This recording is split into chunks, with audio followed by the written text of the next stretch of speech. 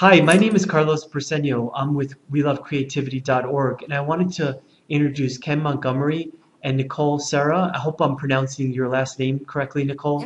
You got it. Um, and please tell me a little bit about your idea of what you're hoping to do with the school that you're hoping to create and build. Well, we're in the Bay Area, so we're trying to leverage a lot of the technology that we have available in this area. As you know, Silicon Valley creates a lot of great innovations. And so we were just looking around and just thinking, well, the schools aren't really reflecting that.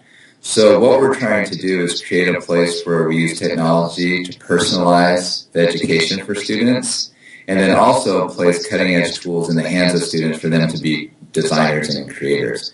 And so we're proposing a 400 student school that'll really have a different structure than most schools. And then at the same time, we'll also want to someday become a graduate school of education. So that's probably 6-7 years down the road, because we think teachers need new skills to be able to teach students in this way. So we don't want teachers that have come through traditional credentialing programs. We want to be able to credential in this new way. That's brilliant. I love that idea.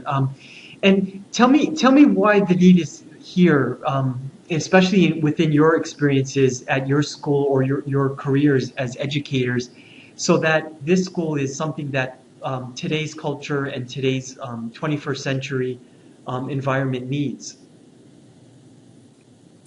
Well, Nicole, you can jump in on this. I mean, I think the need is not just here. It's the need is everywhere. And I think the technology now is available to do things that we hoped to be able to do 10 years ago. You know, when we were introducing all the technology in the schools, there are a lot of great ideas, but the hardware and software wasn't up to the capabilities. But now I think it's there. So schools should start to look different everywhere. Especially in our ability to personalize the educational experience. So I think, as a classroom teacher, for me, one of my greatest frustrations is having 35 different brains in front of me who are in 35 different places and need to learn in 35 different ways, and I'm one person.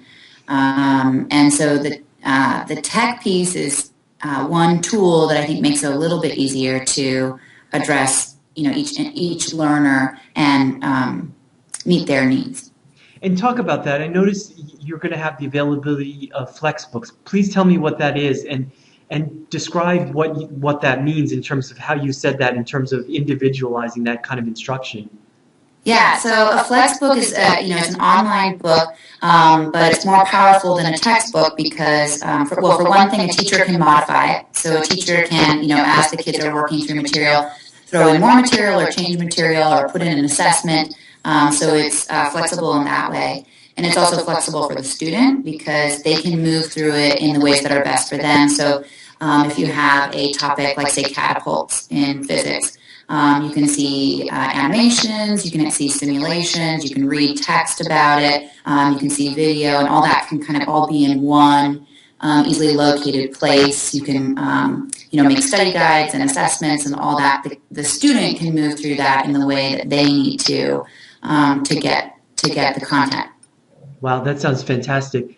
And Ken, if you could talk about in your proposal, you listed several of the things that you wanted the graduates to have, basically. And I'm just going to read a couple.